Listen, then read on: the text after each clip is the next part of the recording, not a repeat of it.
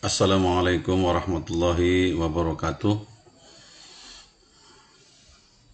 Bertemu kembali dengan saya Rio Rahmani SPMSI dari SMK Negeri 1 Pelabuhan Ratu. Pada kesempatan ini seperti biasa saya akan menyampaikan beberapa hasil pemecahan masalah pembelajaran siswa selama di bulan Oktober 2022. Yang saya angkat adalah beberapa permasalahan siswa pada mata pelajaran ilmu pelayaran datar, khususnya di kelas 11 NKN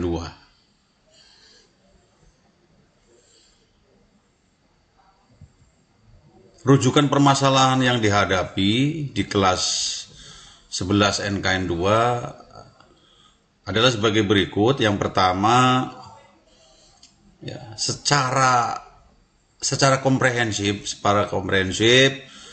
rata-rata di kelas itu masih individual selama pembelajaran. Aktivitasnya masih sendiri, belum ada kolaborasi sesama teman sejawat. Artinya tuntutan untuk memasuki dimensi profil pelajar Pancasila masih minim sekali. Nah, ini coba saya identifikasi masalah ini, mengapa, ada apa, kira-kira seperti itu. Dari rujukan permasalahan tersebut, saya coba menggali akar-akar permasalahannya seperti apa kira-kira. Kok masih statis, masih mau sendiri, masih duduknya apalagi tidak pernah pindah, dan seterusnya. Sehingga kayaknya beberapa akar permasalahan yang muncul di kelas tersebut, mungkin karena posisi tempat duduknya mereka itu monoton setiap pelajaran saya seperti itu, tidak dinamis, hingga cara pandang siswa di kelas tersebut mungkin tidak mengalami perubahan atau tidak dinamis. Mungkin yang duduknya sebelah kanan akan memandang gurunya, berarti ke sebelah kiri, begitu pun sebaliknya. Tidak ada perubahan dari sisi sudut pandang. Kemudian mungkin kebiasaan selama ini di kelas tersebut, mungkin di kelas 10, mungkin masih seperti itu. Kemudian akar permasalahan yang lainnya mungkin saya coba identifikasi, kayaknya mungkin ada dampak dari pembelajaran akibat COVID-19. Yang langsung kena adalah karakternya. Mungkin akar permasalahan inilah mungkin yang bisa saya sampaikan daripada proses pembelajaran di kelas 11 NKN 2. Dari akar permasalahan tersebut saya coba memberikan solusi. Makanya berikutnya,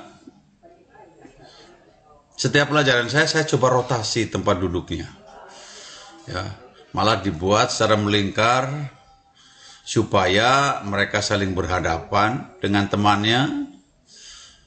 Harapannya terjadi komunikasi dan kolaborasi antara mereka. Di tempat duduknya saya setting seperti lingkaran, kemudian saya buat kelompok yang fix atau tetap. Saya kasih nama motor vessel. Setiap kelompok diketuai oleh kapten.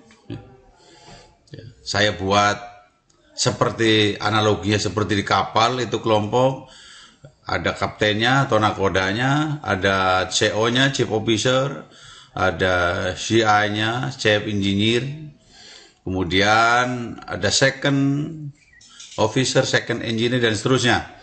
Jadi setiap kelompok itu diketuai oleh kapten dan anak buahnya atau anggotanya memiliki jabatan-jabatan seperti di kapal. Saya buat seperti itu. Kemudian ditambah lagi dengan model pembelajaran yang kooperatif. Ya. Tidak selalu one way communication. Guru bukan center, tapi student center. Siswa menjadi pusat daripada pembelajaran tersebut.